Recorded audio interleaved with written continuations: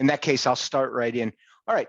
Hi, folks. Well, tonight, we're going to be doing the second of 3 parts on kind of the Vietnam era. And tonight, I've titled my talk, "They're Here to Preserve Disorder," which may, to some people who are familiar with American history, may remind them of a talk that, or a statement made by Mayor Richard Daley in 1968 about the police in the Democratic National Convention. But in reality, as I began to look at this talk and to talk about the war in Vietnam, what I began to realize is that if you were Vietnamese, more than likely you could have used this statement to cover any number of people who were in Vietnam and attempting to control what was happening there through political and military means. And so what I began to do is that rather than getting into the talk solely from the point of view of the United States and the young men and women who actually fought over there, I thought I might go a little bit more to talk about the entire era of the war in Vietnam. Because in reality, the war in Vietnam was not one war, although it was supposed to be one of the longest wars the United States has ever been engaged in. In fact, for the Vietnamese, that war was pretty much an ongoing event from 1945 right up to 1991, almost exactly the dates that we would consider to be the period we call the Cold War. And so as we look at Vietnam, we're going to be looking at the military aspects of it, but the military aspects of it over a slightly larger scale than we might think about, let's say, if we're looking at, say, the movie Platoon and talking about an American soldier there. Now, what do I mean by this? Well, if you're asking people in the United States, one of the things that they will tell you is that actually the Vietnam War is considered, right, one of the most misunderstood events in history. Richard Nixon, speaking about it in 1985, said, "No event in American history is more misunderstood than the Vietnam War. It was misreported then, and it is misremembered now." And although much of this was really said to kind of save his own role in what happened in the war between 1969 and 73 when we got out, the simple fact of the matter is that Nixon has a very good point here. A lot of us really don't understand a lot of the Vietnam War. We talk about it as a war as part of the Cold War. We might talk about it as kind of standing up for our allies. We might talk about the domino theory. But generally speaking, what we don't talk about is that on the Vietnamese side, this was a very long, very bloody struggle for national independence, although that national independence was to be attained under a firm, decisive communist leadership. And so as we look at the Vietnam War, we really have to go back a little bit further than, say, 1964 or even 1954 to see.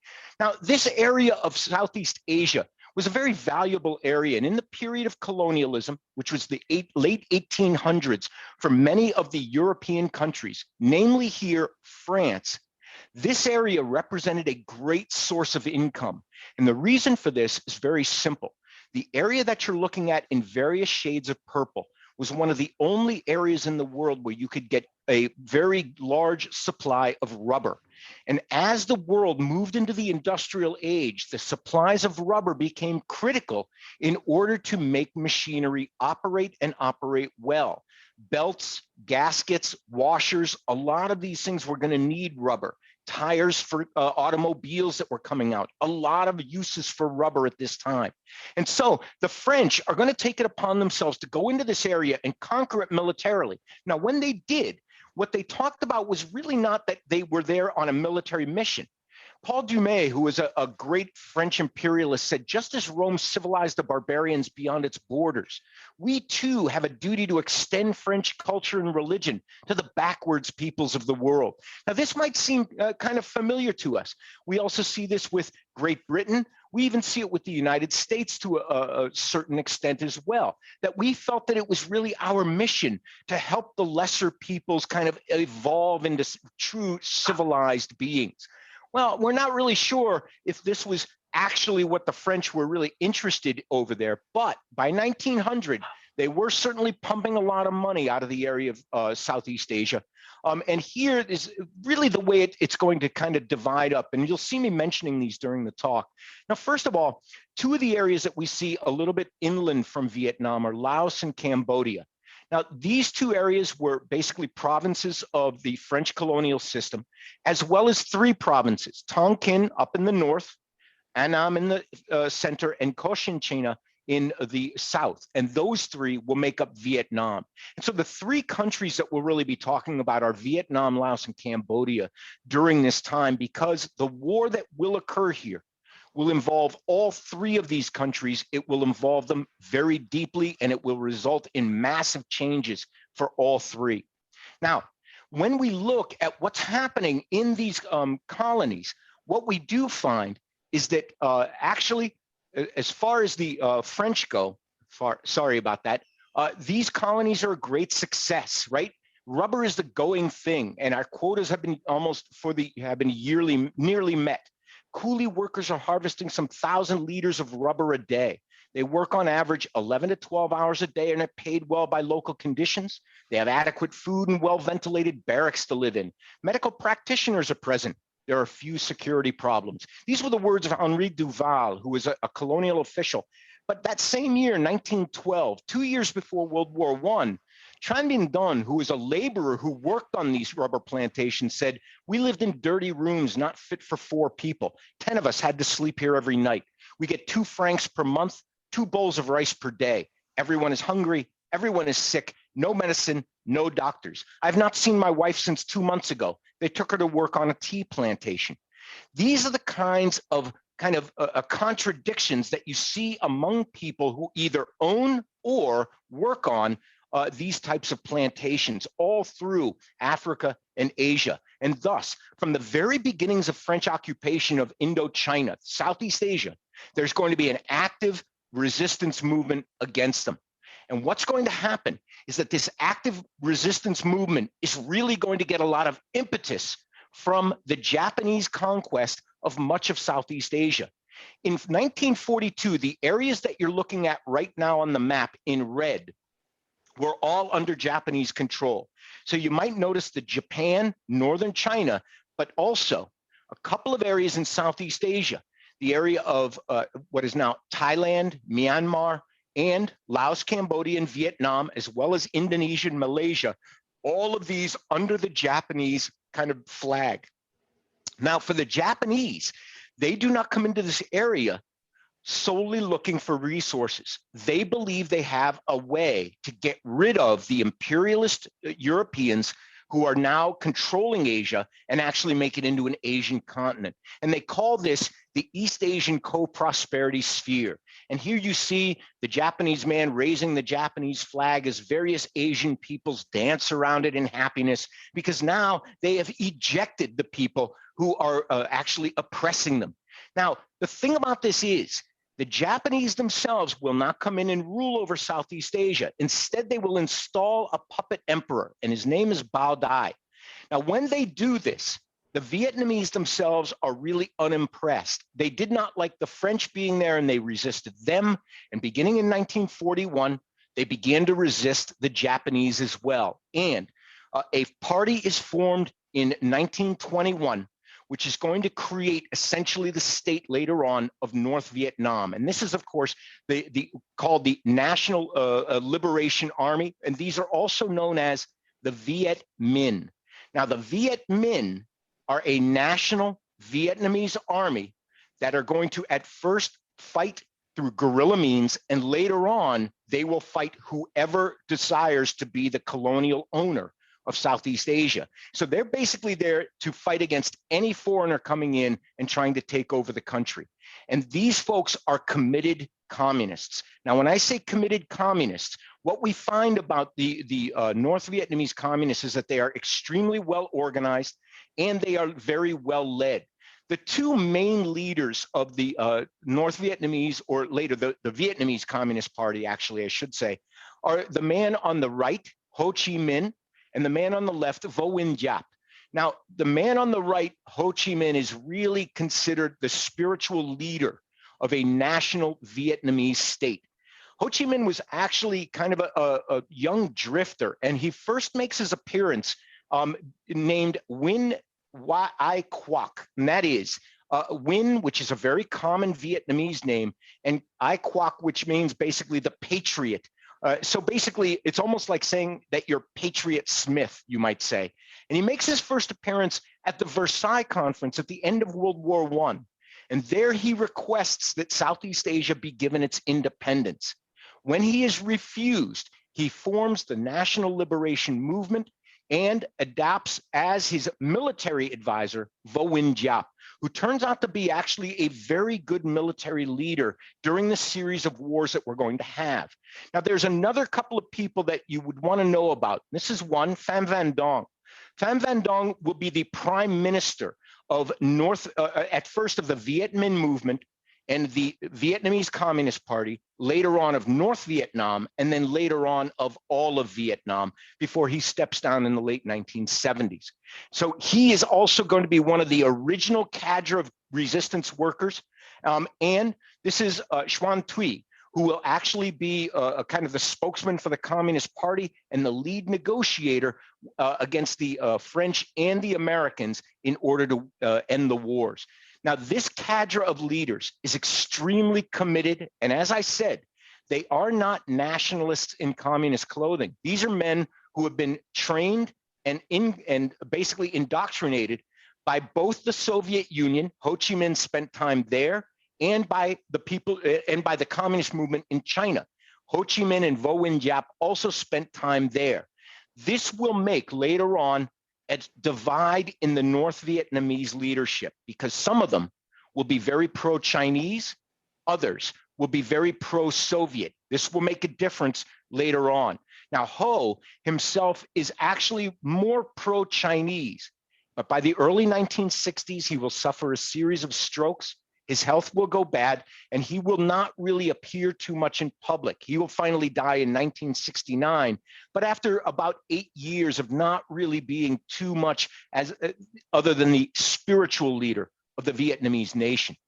But the Vietnamese National Liberation Movement begins almost immediately to have serious problems with the Allies after World War II. Now, it is thought after 4 years of resistance, from 41 to 45, that the Vietnamese, led by Ho Chi Minh, now have the design and blueprint for a government of their own. And in 1945, the Japanese, as you can see here, are surrendering to the British in Southeast Asia. The Vietnamese request to be part of this surrender because they say this is our country. And the British, in fact, not only refuse Vietnamese participation in the surrender of Japanese soldiers within their own borders, but they actually, deciding that the best police force is a well-trained and well-armed army, the British will literally give power back to the Japanese, rearm them, and in 1945, while they are waiting for the French to regain enough strength to come in and reoccupy Vietnam militarily, the Japanese will be in charge of it.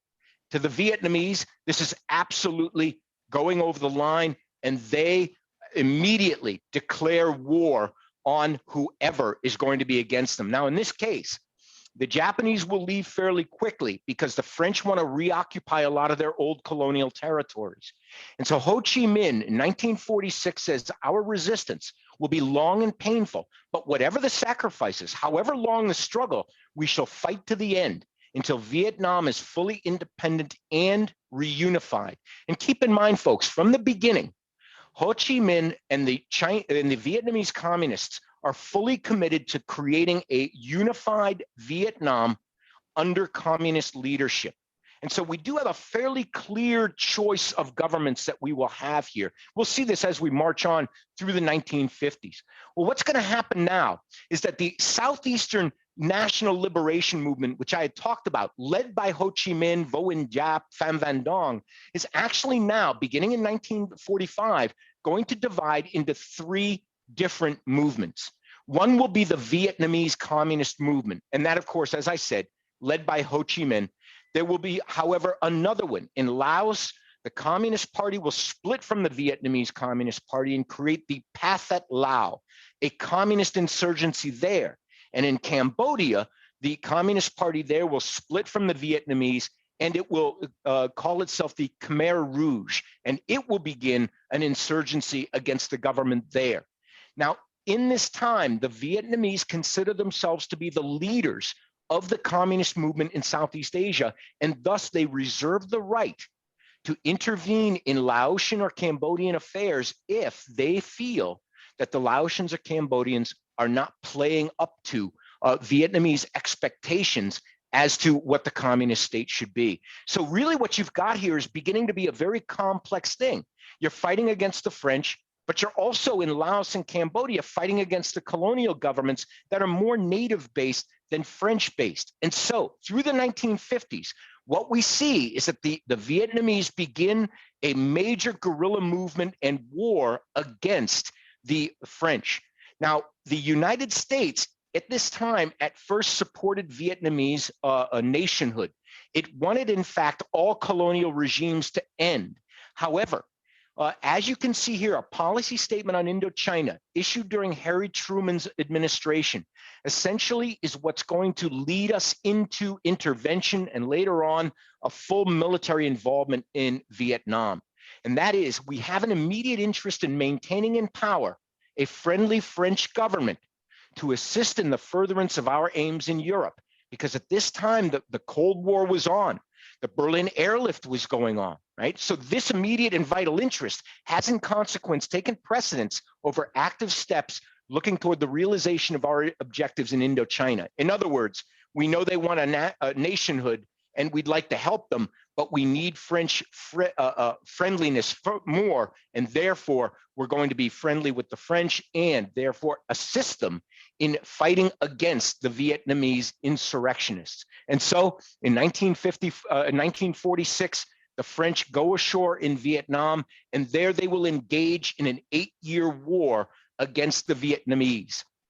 Now, the army at this time, as I said, was called the Viet Minh, and this is a national Vietnamese army. Some of the people fighting in this army will later on be in the South Vietnamese army. But right now, it's really a national army. And what the French are finding is that where they can hold territory, they control the game. However, anywhere they do not control with a tank or a soldier with a gun, what they find is that the Viet Minh are all around them all the time. They pick at them. They will take small units that get out into the woods or get isolated. They will take isolated convoys going down the roads, but they don't really fight a major, huge action against the French, because almost any time they come up against the French, who are experienced fighters from World War II, find that they have the firepower to overwhelm the Vietnamese. But the problem is that they really don't know who the Viet Minh are. As you can see these French soldiers interrogating this young Vietnamese man on the left, you can see that he's not really wearing a uniform. He's really wearing kind of the black costume that any Vietnamese peasant would wear. And so they get kind of lost in the wilds, mainly of northern Vietnam, trying to fight their way out of having all of this big guerrilla movement. And finally, what's going to happen is that in 1954, in the north of the country, the French will try a new tactic. And that tactic is to set themselves up in large fortresses, mainly in the one that you see in the upper left center of the slide, Dien Bien Phu. And there, what they're going to do is draw the Vietnamese out into an open battle, much like you would have seen in World War II. What they figure is they'll be able to wipe out the Viet Minh in one fell swoop if they can get their paws on them, essentially. Well, they get a pretty big surprise about this, because instead of attacking as would have been expected across open fields, what the Vietnamese do is actually bring up into the surrounding mountains around Dien Bien Phu, they bring artillery up. When the French go in and then get reinforced, and you see here paratroopers coming in to reinforce the fortress, the Vietnamese have them pinned down in these fortresses and basically blast all of Dien Bien Phu into shards. And in April of 1954, the North Vietnamese, or I'm sorry, the Viet Minh, will actually take the last of the fortresses holding over Dien Bien Phu. When this happens, they have essentially defeated the French, and the French decide they really don't want any more of this war. At this point, the Americans, under the auspices of the domino theory, figuring that if Vietnam goes communist, the rest of Southeast Asia will go as well, possibly Indonesia, possibly Malaysia. They begin to intervene by supplying the South Vietnamese with arms and armies. Now, at this time already, we're beginning to have kind of a separation between the North and South, because the North has won, or I should say, the Vietnamese have won in the North under communist leadership, but in the South, communist leadership is very weak. And down there, another government is beginning to take form. And so at the end of this first Indochina War in 1954, what you have is really this. The areas you see on this slide in orange are kind of communist controlled. The areas in pink are actually French controlled, and the areas with dots on them are areas where there's a lot of guerrilla activity. So nobody really knows. It's a very confusing situation. And what they finally decide to do at the Geneva Convention in 1954 is to divide the country up into two. Now, the end of the war will come in 1954. That's the end of the first Indochina War. But the division of Vietnam into North and South is almost certain to invite further violence unless, as is promised at the Geneva Convention, which created these two countries, that within 2 years, there would be a national election. Well, the president of the United States at the time, Dwight Eisenhower, did not really believe that if there was an election in Vietnam, that the anti-communists would win. The communists seemed more committed, they seemed more organized, and they seemed more effective. And so Eisenhower will advise the South Vietnamese to form their own country and to not have elections anymore. And thus, the Republic of South Vietnam is formed. It will be headed up by a man who is a very reliable anti-communist ally, Ngo Dinh Diem. Now, Ngo Dinh Diem is an interesting man, thoroughly monkish in his habits. He was unmarried. He was not known as a corrupt man. He was known as a very, very devout Catholic. However, there were a couple of things that were really going to set him apart from the country that he purported to rule. One was that he was a very devout Catholic. In fact, some of the ruling class was Catholic because French colonials had been Catholic, but in reality, the overwhelming majority of Vietnam was Buddhist. In addition, Ngo Dinh Diem actually spoke French a little bit better than he spoke Vietnamese, and thus kind of alienated from the people. And third, he didn't really seem to understand that a lot of people around him were not as honest as he was. There was a great deal of corruption and very poor leadership on the southern side during the entire war. Now, the thing about Ngo Dinh Diem, however, is that he was a firm, committed anti-communist. And because of this, Ngo will be actually the person the United States decides it's going to rely on to carry the fight to the North Vietnamese. Thus, we have the beginnings in 1956, really, but for all intents and purposes, it had begun in 1954 of a war between North and South Vietnam. And this is the second Indochina War. The second Indochina War will last until 1975, and it will really have two sections to it. From 1955 until 1964, this is a war between North and South Vietnam. From 64 until 73, it will be what the North Vietnamese call the American War, or the War of Resistance. And then from 73 to 75, it will go back to being North versus South for the end of the war. Now, this war is not going to be fought as you would fight World War II. In fact, the North Vietnamese believe that if they try to send an army down into South Vietnam, that they will be met by overwhelming US military force. And thus, they begin to rely on guerrilla groups in the South.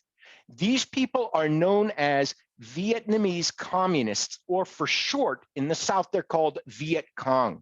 Now, Vietcong, that is VC, on an American radio language, were actually called Victor Charlie. And so you will often hear American soldiers during the war call their communist enemies Charlie, right? But essentially, the Viet Cong are not a North Vietnamese army. They are South Vietnamese guerrilla fighters, and they will begin to fight in the areas you see in the South that are kind of striped here. You've got all kinds of guerrilla activity going on. Now, to supply that activity, you also have the arrows that you see in red. These are known kind of colloquially as the Ho Chi Minh Trail. This is a series of roads and trails that are going through the very deep rainforest in this area, bringing supplies, food, medical equipment, anything you can think of to the soldiers fighting in the South. Now, the people fighting in the South, as I said, are known as the Vietcong. And these folks were in small units, small cadres. They were highly committed. They were fanatical communist fighters. And it always seemed during the war, and even now historians will agree, that's very kind of difficult to find out how they were so committed, because compared to the South, it seemed like the North really had victory on their minds from the very first day that they began to fight. But again, I'm just going to show you a couple of photographs. This is actually a Viet Cong attack on a small group of South Vietnamese soldiers. We also see just a couple of shots of the Viet Cong. One of the things about the Viet Cong and about the North Vietnamese army was that they employed a great many women in frontline combat units who served actually quite proudly, and they still talk about their experiences here. But for these people, for the most part, they got by on essentially shoestrings. Each night, there would be actually kind of a procession of convoys, much like what you're seeing here, moving down this Ho Chi Minh Trail, supplying people. The Ho Chi Minh Trail was supplied even with very basic medical supplies. Now, the photographs that you're seeing right now are actually propaganda photographs made by the North Vietnamese, but they do show you kind of the nature of North Vietnamese fighting during this time and their supplying of the South Vietnamese. Now, make no mistake about it, the North Vietnamese and the Viet Cong, both of them endured incredible privations during the war. They could not fight with Western power in the field, and therefore they were very much at a disadvantage in a conventional battle. They had to do everything pretty much in the dark and in secret, and even then they were still extremely effective in how they went about their business. Now, Eisenhower talked with the CIA, and he asked the CIA what they thought. Should we get involved in Southeast Asia, they said. CIA's response to this is really educational, because what they said from the 1950s on was that South Vietnam did not have the will to win. North Vietnam did. And thus they said, if you get involved, you're going to end up getting involved way in over your head. And ultimately, you will be involved in vain, because there's no way the South is going to win this war in the long term. Ho Chi Minh has the spirit of the country on his side. And so Dwight Eisenhower did not send troops to Vietnam. What he sent were advisors. And in 1959 and 1960, you'll notice he sends a low number, 760, 900. He sends these people to South Vietnam in order to train the troops there and get them ready to fight against the North. Now, during this time, at times, some of these advisors will be in battle combat situations. As we see in 1959, 4 are killed in action. In 1960, 5 are killed. However, as you can see, that's a very, very low number, right? Less than 1% in both of those years. Now, what's going to happen is that we'll be changing this very soon. When John F. Kennedy gets in to be president in 1961, he encounters a series of setbacks in the international front. And what he believes is that the best place to confront communist leadership with American leadership will be Vietnam. And beginning in 1961, he will up the number and the mission of the advisors who are in Vietnam. Now, some of these people are kind of colorful figures like this man. If you ever want to read a great book about Vietnam, read a book by Neil Sheehan called A Bright Shining Lie. And it's the story of this man, John Paul Vann. John Paul Vann ended up being a colonel in the US Army, but actually resigned his commission. He had put his 20 years in. And as a civilian, he went over to Vietnam as an advisor. He was a trainer, but he was often, as a very aggressive US military commander, he was also very often in combat situations. In 1972, he would actually be killed in combat as a civilian, flying in a helicopter directing South Vietnamese fire at North Vietnamese positions. But Jean Paul Vann is just one of these kind of people that You know, you see this a lot with the United States and its intervention in Vietnam. And that is when Vann went into places, he advised Vietnamese generals, and he was extremely cutting, very sarcastic, and did not hesitate to berate the Vietnamese in public if he felt that they were not up to snuff, and generally he did. This made him very unpopular. There's even a theory that he might have been killed by the South because he was so unpopular with so many people. However, he and many other people like him are going to be the basis of the war effort that we see. We'll be expanding that very soon, because when Kennedy gets in, we notice that beginning in 1961, all of a sudden, we've really upped the number of advisors. 1962, from 3,000 up to 11,000, and then in 1963, up to 16,000.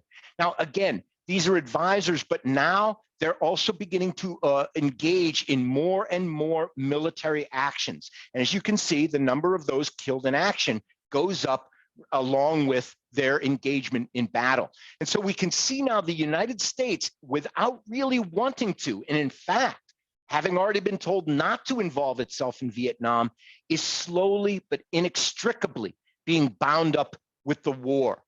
Now, at the same time, I wanted to just kind of intervene with a small kind of sidebar, and that is Ho Chi Minh really says the same thing that a lot of military and political thinkers kind of hold to be true, and that is military action without politics is like a tree without a root. And herein lies one of the great mysteries of the Vietnam War. Now, obviously, the North Vietnamese and the Vietcong will both try political actions to make their program move forward.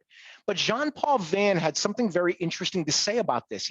He said the basic fact of life is that the overwhelming majority of the population, somewhere around 95%, prefer the government of Vietnam to a communist government or the government that's being offered by the other side. Now, how then, if this is true, did the South lose? And the simple fact of the matter is, Jean-Paul Vann here really is pretty much correct. The Buddhists did not want the communists to take over Vietnam because the communists were atheists. The Buddhists wanted a Vietnam that was actually Buddhist. So they actually resisted the communists in the North and the South. However, they also resisted Ngo Dinh Diem's government because it was a Catholic government. And what we find is that the idea that the Vietnamese people did not want to be Catholic, they wanted to be Buddhist, and that they were, in the end, willing to accept communist rule, kind of tells you that it was really the North Vietnamese who had the edge in the attitude war, if you want to put it that way. They were ready to win. They were ready to take over Vietnam. I'm not sure that the South Vietnamese really were, even though, as I said, Jean-Paul Vann has a point here. But why don't they win? And the simple fact of the matter is, Ngo Dinh Diem never had the country on his side. And in 1963, this becomes pretty obvious when, in the middle of 1963, a number of Buddhist monks begin to set themselves on fire as a ritual traditional form of protest against the South Vietnamese government. Now, at this point, Ngo Dinh Diem could have instituted certain reforms that allowed more freedom to Buddhists, but instead, his sister, who was kind of the de facto first lady of Vietnam, said, if the Buddhists wish to have another barbecue, I'll gladly supply the gasoline and a match. This is not the kind of statement made publicly that is going to endear you to an overwhelmingly Buddhist Vietnam. By 1963, it's pretty obvious to the United States that Ngo Dinh Diem is not doing a good job running the country and not doing a good job resisting the communists. And by September, John F. Kennedy's having serious second thoughts. He said, I don't think that unless a greater effort is made by the government, the Vietnamese government that is, to win popular support, that the war can be won out there. In the final analysis, it is their war. They're the ones who have to win it or lose it. We can help them, we can give them equipment, we can send our men out there as advisors, but they have to win it. The people of Vietnam against the communists. And what's going to happen is that very, very secretly, in the fall of 1963, CIA lets Vietnam know that if they want to get rid of Ngo Dinh Diem, the CIA won't really kick too much. In November, Ngo Dinh Diem is removed from power and then executed by his own generals. Now, when this happens, for many people, this is disturbing. The United States kind of basically gave the go-ahead to a political assassination.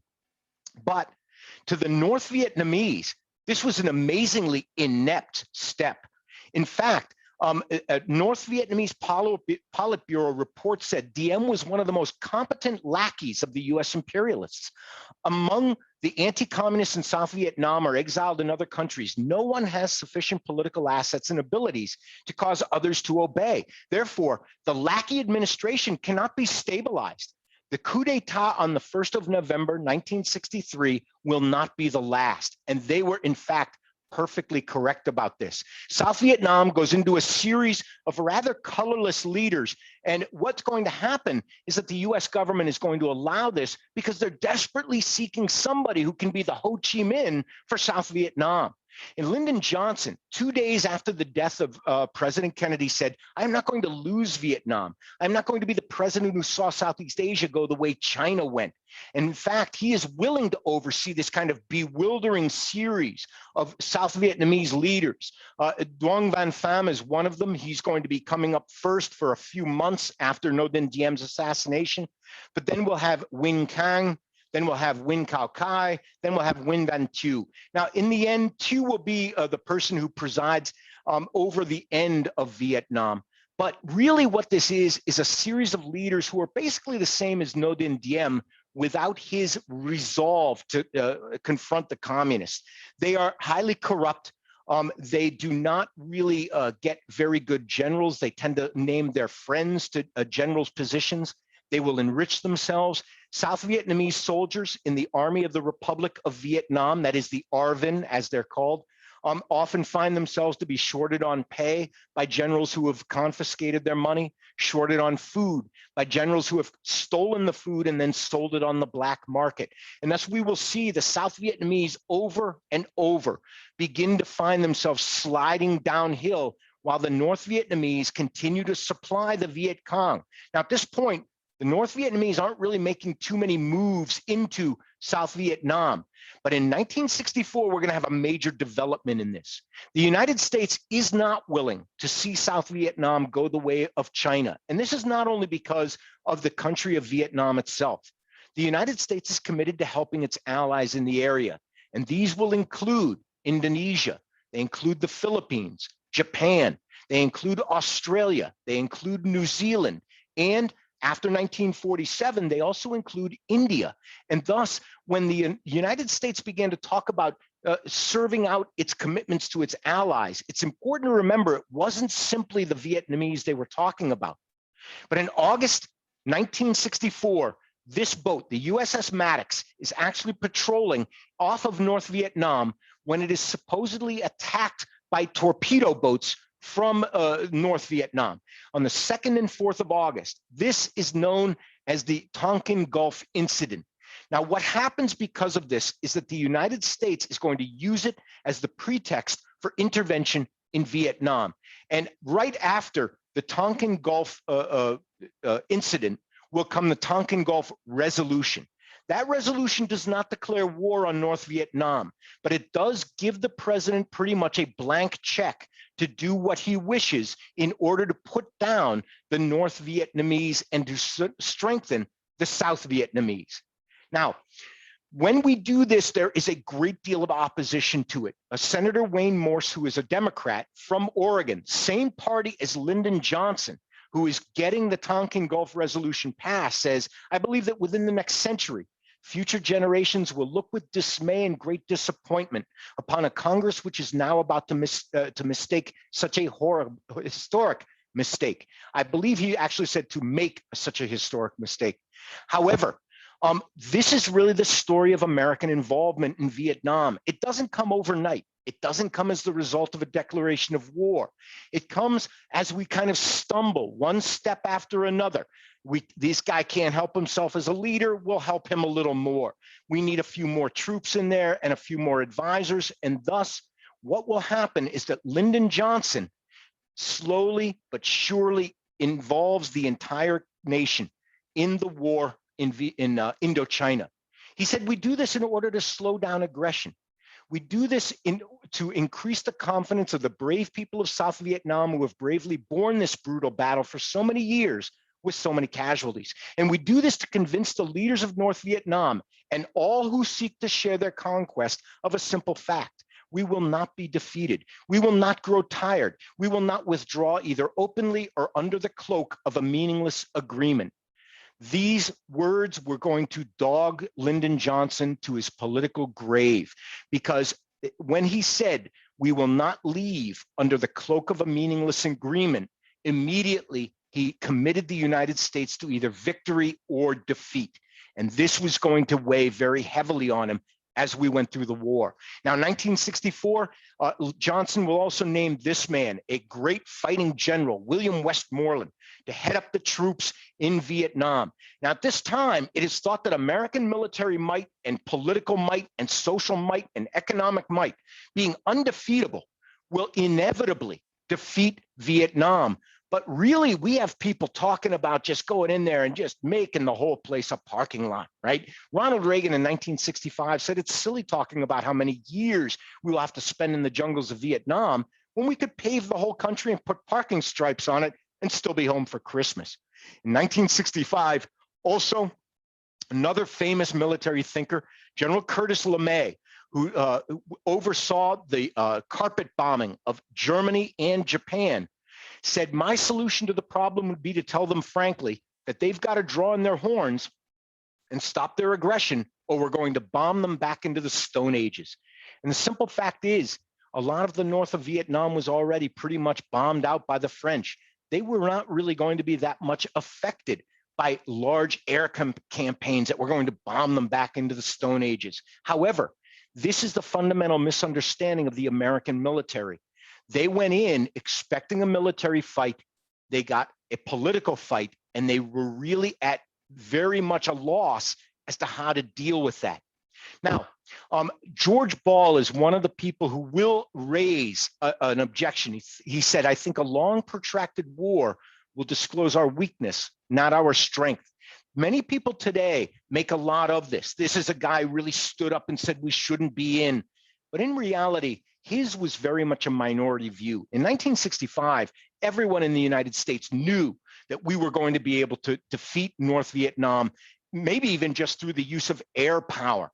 But we certainly were not going to have any problems with such a small country already weakened by essentially a civil war. And thus, in 1963, the last year of Kennedy's administration, 16,300 advisors were in.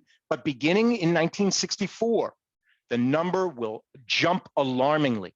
23,064, 184,065, 385,066, 485,067. And as you can see on the right, the number of those killed in action begins to go up as well.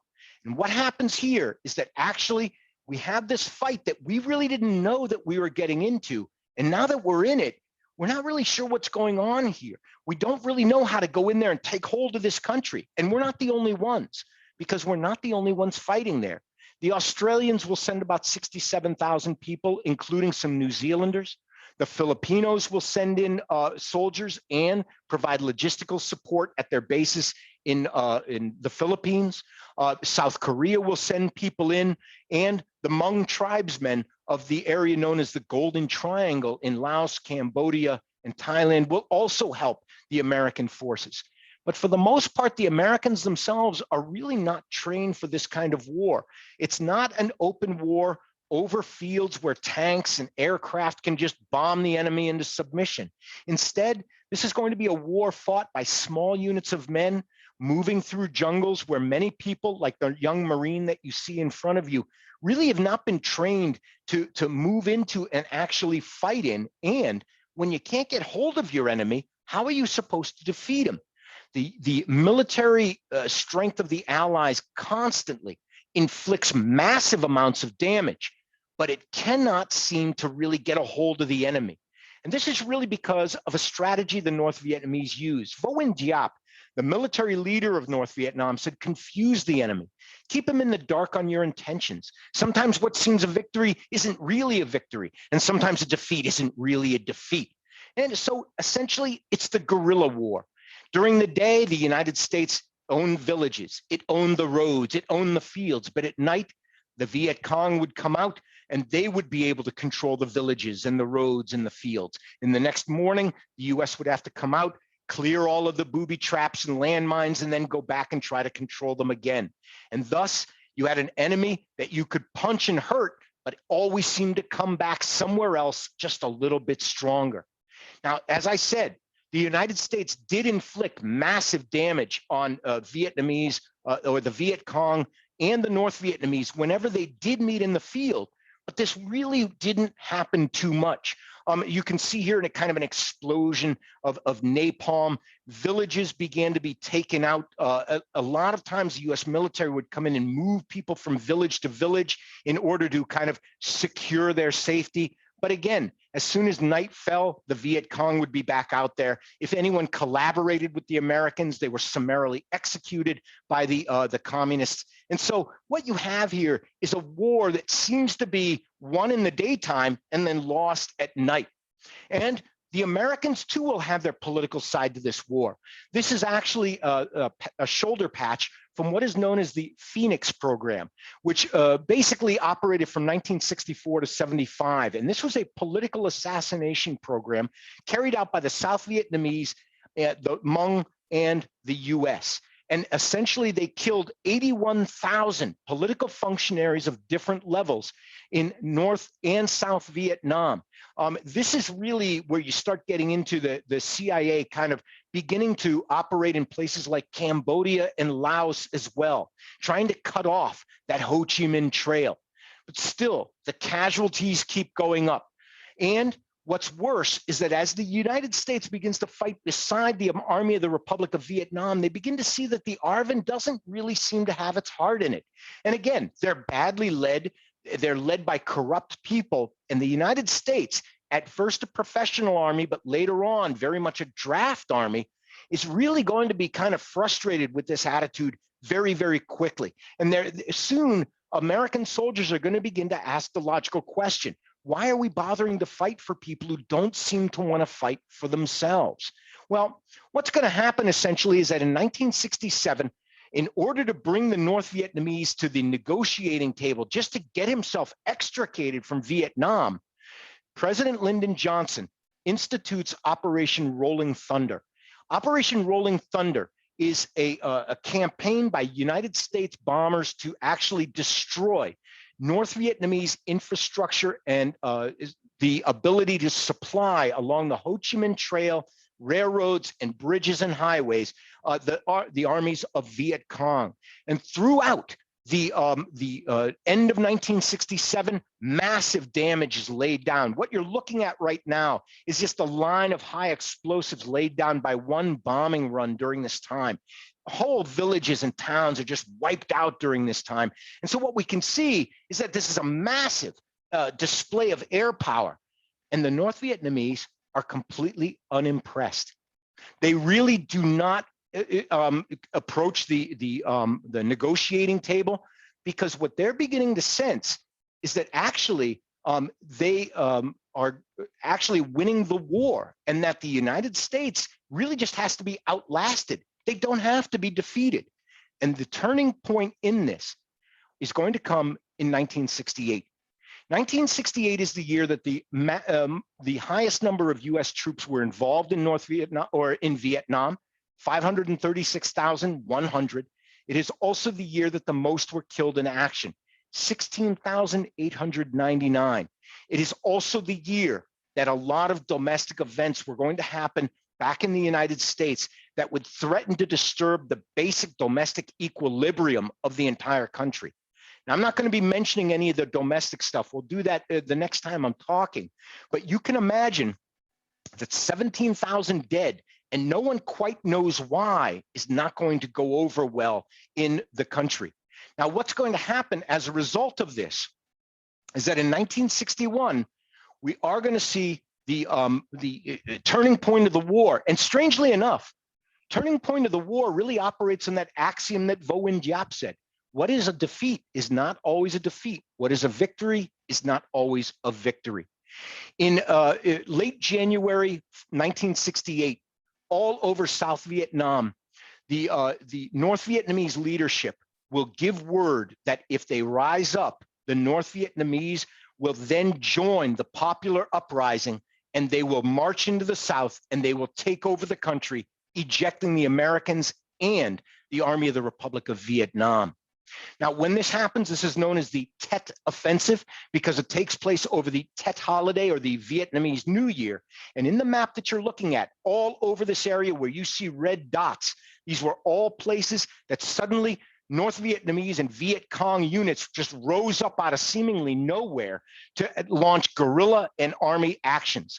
In Saigon, the middle of American-controlled South Vietnam, Vietcong suicide units took over the American embassy there. Now, it's a minor action. The Americans cleared them out fairly quickly. And in fact, all over the country, wherever the Vietcong rose up and there was any kind of active resistance to them, the Vietcong were wiped out. So it was a very unsuccessful military move. Vo Nguyen Giap actually lost a lot of credit for a couple of years after this because he thought there would be a popular uprising, and there was not. And in fact, what people believed was that the Tet Offensive militarily was a great victory for American and ARVN troops. Politically, however, it showed that the Viet Cong, despite having been told that they were only hours away from victory, victory's around the corner, that victory will occur very soon, and William Westmoreland saying we're killing more and more Viet Cong every day, the aftermath of the Tet Offensive caused a shift in thinking among the people in the Johnson administration. And after this, everyone pretty much knows that the war is not going to be won anytime soon. This is what's going to motivate Lyndon Johnson to not actually run for president in 1968, though he was an intensely political figure and would have loved nothing more. But the simple fact is, beginning in 1968, the United States was really souring on the war in general.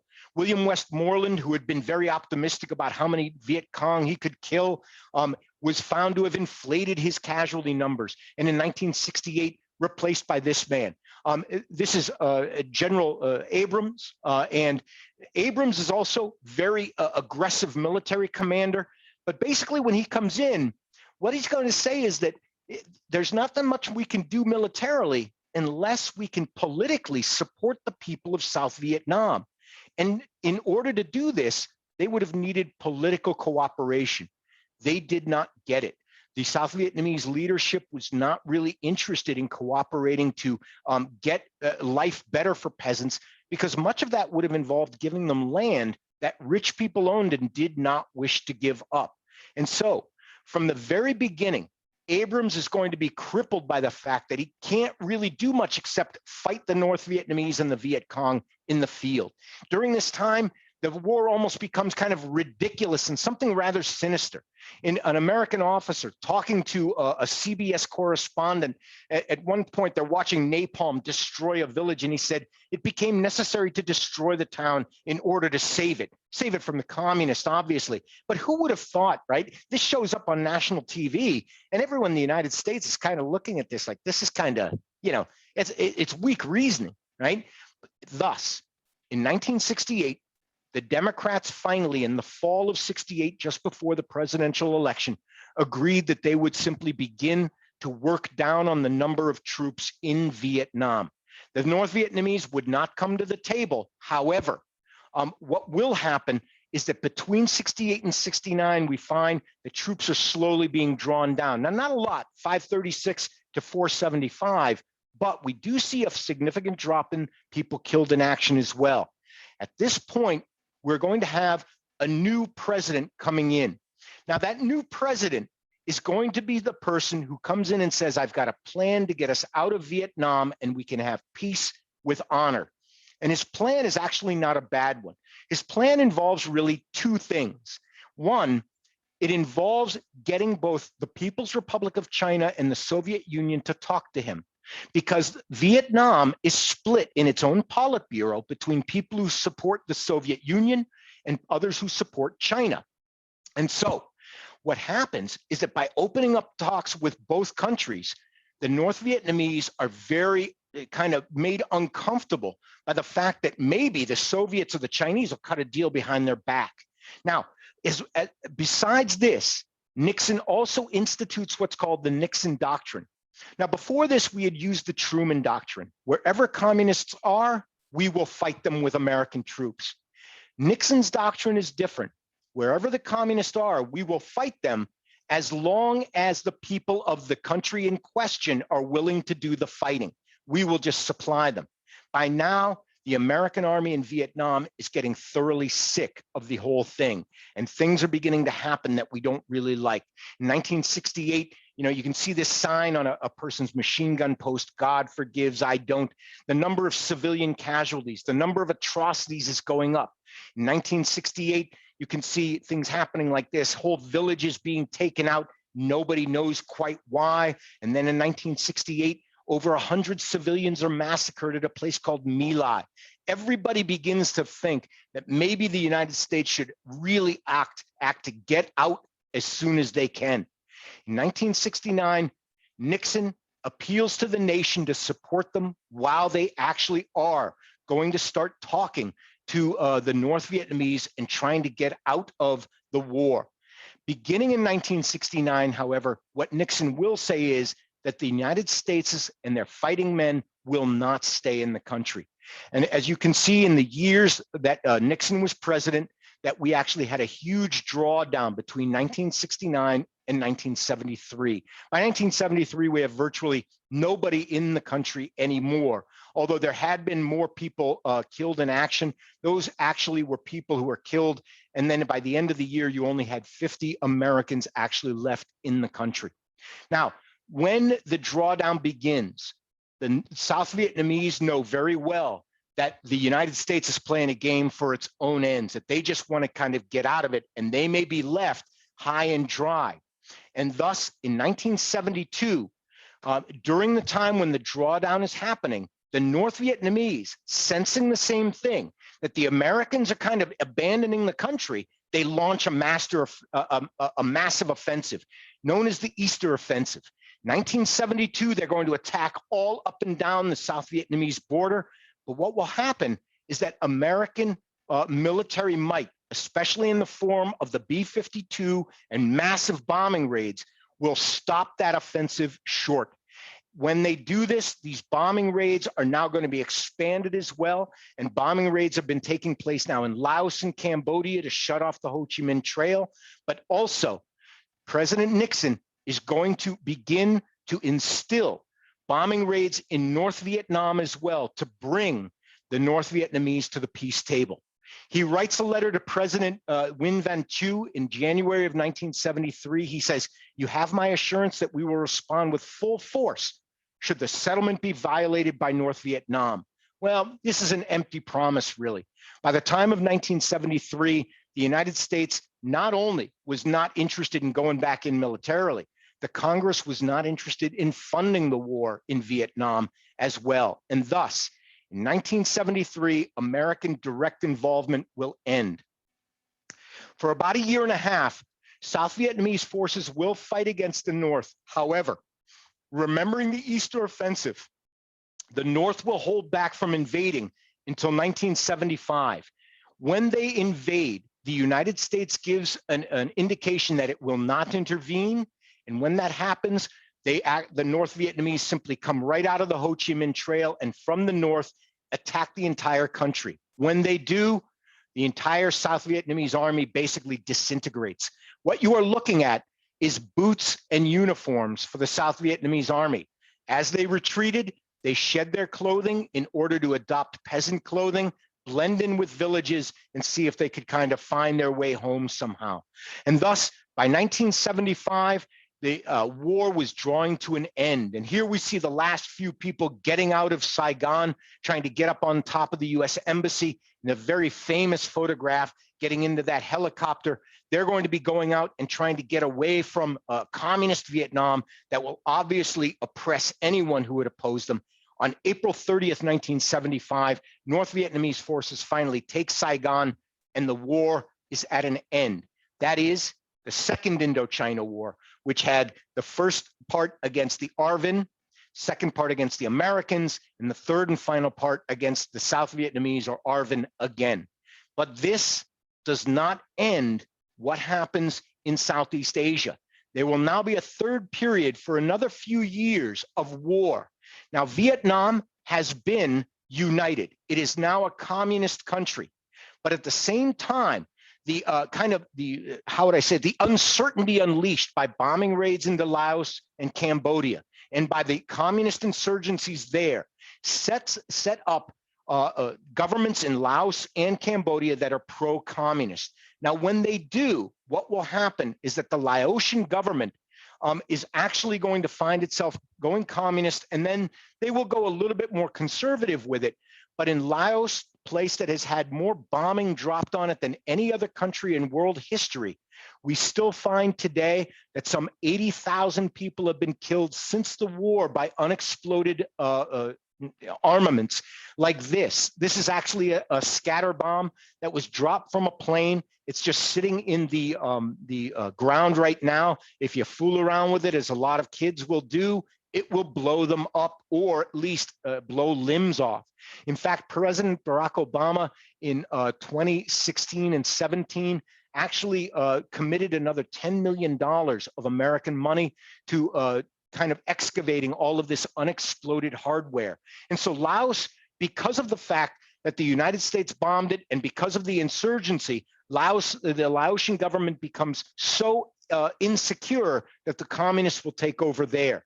In addition, Cambodia will become communist, and Cambodia is run by a man named Pol Pot, who's running the Khmer Rouge at this time. He decides to agriculturalize the entire country and literally will empty all of the cities of people, bringing them all out into the fields and then wiping out people that they had felt were enemies of the regime. And thus we have the concept of the killing fields in Cambodia. This becomes so disadvantageous to peace that in 1978, Vietnam will then invade Cambodia to overturn that government. Now, the Cambodian government fights off the Vietnamese, but in the end, the Khmer Rouge government will be overthrown and a more moderate government put in place in Cambodia, which survives till the present day. However, when Vietnam went into Cambodia, that is going to cause the Chinese, who are backing the Cambodians, to go into Vietnam from the north. And thus we have the final few blows of the wars in Indochina. In 1979, the Vietnamese will essentially hand the Chinese army its hat, and they will be forced to retreat back into China. They announced that they've made all of their goals in wanting to open up Vietnam to Chinese trade. But in reality, what people think is that the Vietnamese then beat back China, and thus they come to peace terms only in 1991. Thus, folks, when we look at the Vietnam War, we see a war that for the United States was very long, very costly, especially in a domestic sense. For the Vietnamese, this war was going to cost them 2 entire generations of people, and it was going to transform their society completely. I'll be talking about that the next time I talk, which will discuss the domestic outcomes of the war in both Vietnam and the United States. But just so that everyone is really kind of up on the ultimate victor, just keep in mind, folks, that no matter how much the Vietnamese may have won that war, in 2017, Ho Chi Minh City, which used to be Saigon, opened up its first McDonald's. So we'll see who the ultimate winner is the next time we speak. Well, until then, folks, I just wanted to say thank you very much for sitting through my presentation. Really, thank you for coming out. And what I'd like to do now is stop sharing my screen and then just kind of ask if anyone has any kind of questions or comments. Thank you. I have a comment. Absolutely. Please, Justin. If you can go back to that slide with the French colonialist, where they're in 1912, I believe. Oh, the quote from them. Yeah, yeah. Here, I'll tell you what, I'll share my screen again and we'll do this. Let's see. Excellent. Okay, well, so far we're looking pretty tech savvy. All right, let's see if I can do this. All right. Okay, hold up for a second and we will see if we can go through.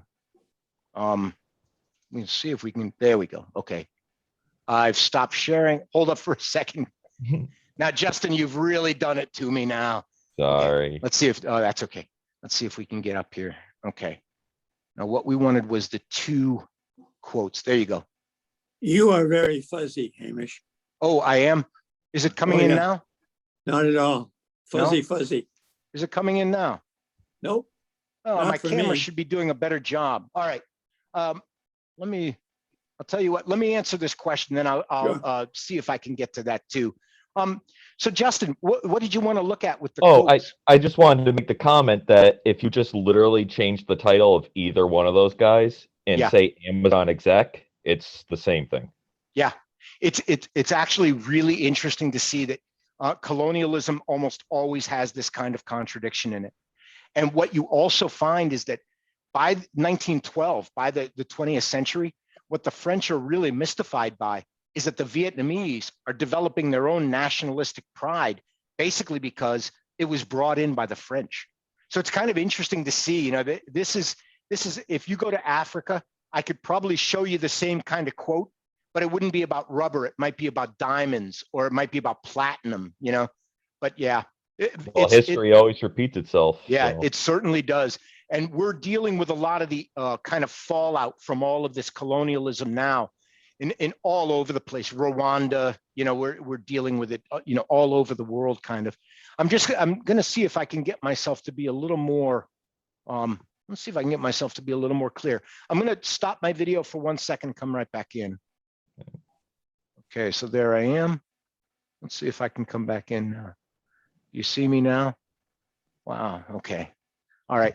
If it comes across real fuzzy, folks, I just want to tell you, I promise I have not been drinking.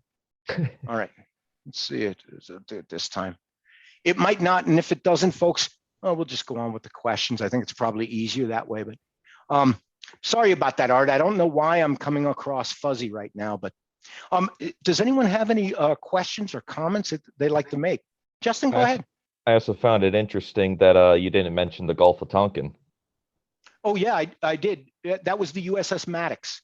Oh, okay. Yeah, the Gulf of Tonkin incident. Yeah, that's for the United States. That's what got us into the war, really. You know. Which do you think the Johnson administration kind of orchestrated that, or? You know, the thing about it is the August 2nd attack is a lot of people are saying now that the August 2nd attack was probably a real attack, that they probably did come out, because the Maddox was going pretty close to the North Vietnamese shore. They were within what the North Vietnamese claimed were their waters. The August 4th attack, I'm not sure that that really happened. And the August 4th attack is the one where they said that they saw ships, but then it turned out they didn't see ships. But it was the second blow that really got the Gulf of Tonkin resolution passed, because, we get into a fight by accident, it's one thing. But if we get into a fight by accident and then I come back a couple of days later and attack again, well, it's clear that I want war. And that's really what happens. And the Gulf of Tonkin resolution didn't really declare war. It just said that President Johnson could take the action that he took and saw fit to end the war, on the part of the South Vietnamese. So, yeah. So Gulf of Tonkin is very important in the war for us. Now, are the school strikes going to be mentioned in the next segment? Oh, yeah. Domestically, you might notice I never mentioned Jane Fonda, very famous Vietnam War figure. I didn't mention anything domestically because, frankly, there's so much to it that to start talking about it, you pretty much have to just continue on for another half hour. And of the people who were here, that's when I just began to be aware that the world was holding things. Yeah, I was 7 years old during that year. And we just began to be aware, my brothers and I, that bad things were happening. I do remember my parents, and I say this all the time, but I remember one of the first things that I remember thinking about my parents was that they were worried. They watched Walter Cronkite tell the country that the Tet Offensive meant we could not win the war in Vietnam. And I remember my father, please excuse me for being a little bit rude, but he turned to my mother and he said, Jesus Christ, what the hell is going on? And I remember his tone and thinking to myself, I've never heard my father so, like unable to form an answer for himself. Of course I was young, but that was also a couple of months later, I remember not being able to go into Hartford because Martin Luther King had been assassinated and there were riots in Hartford as well. That was the year. 68 was big stuff for this. And that's why I didn't really mention anything with it in this talk, so. Will you also, will it like intervene into the 70s with such things as like the hard hat riots and? Sure. And it'll go into the 80s as well. It's funny because when you look at Ronald Reagan, right? You remember that thing he said, we could make it a parking lot, put stripes on it, home by Christmas. The simple fact is when Reagan got in to be president, he had a couple of chances to intervene around the world. He did not, because he really felt that by doing so, like in 1983, right? 1983, our barracks in Beirut was blown up. I believe 283 American soldiers killed. Rather than going in, as you would expect, like a Gulf of Tonkin incident, right? He pulls our troops out of Lebanon, right? That was a direct result of Vietnam, right? So we talked about him being like, Rambo, and Rambo's going to kill all the Vietnamese that were, they were the enemy. But in reality, when Ronald Reagan wanted to intervene in Central America, which would have seemed much more logical, Nicaragua was a lot closer to the Panama Canal than Vietnam is to anything. The Congress flat out refused that we're not going in. That's what you have as a result of Vietnam. Goes right up to the present day. Remember when we talked about going into Iraq or Afghanistan? It will be a morass, right? We'll go in and we'll get into another Vietnam. We called Afghanistan the Soviet Union's Vietnam, right? This pervades our thinking. You might have heard, in fact, today, President Biden announced that everyone's out by September 11th, 2021 from Afghanistan. You probably would find a few stories in the next few weeks where the Afghans are a little bit nervous about that, So what you find is that the Vietnam influences us, as you can tell, I'm going on now. Like you can go on about this for a long time because it was so influential on our domestic thinking. Scary part about that is think about like, since Iraq was 20 years, what's the next one? Because there's got to be a next one. Yeah, and an occupation at this point, when Donald Trump was elected president, one of the things that a lot of people thought they might get from him was an end to American military presence around the world, like a more like draw them in, bring them home. Because the United States right now is a military presence in 2/3 or 3/4 of the countries of the world. And so for a lot of people, that's very, they don't like to hear that we're fighting in the Philippines or in Colombia, because that's, we shouldn't be involved, if you understand. So it's tough. Vietnam has really influenced a lot of that,